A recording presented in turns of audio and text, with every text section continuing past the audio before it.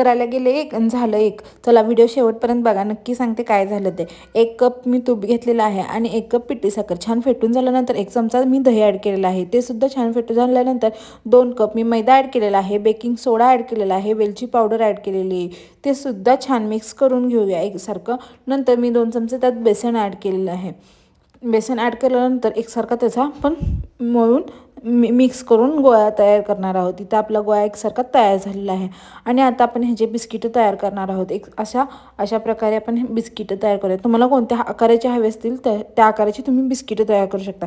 इथे मी गोल आकाराची बिस्किटं तयार केली आहेत. तुम्ही म्हणताल आता काय झालं, थांबा सांगते. मी आता ओव्हनमध्ये करते, त्यामुळे 20 मिनिटाचं टेम्परेचर लावते. तुम्ही जर कढईत करणार असेल तर तुम्ही 25 मिनिटाचं टेम्परेचर लावा. इथे मी बिस्किटं छान बेक झालेली आहेत. आत्ता सांगते काय झालं.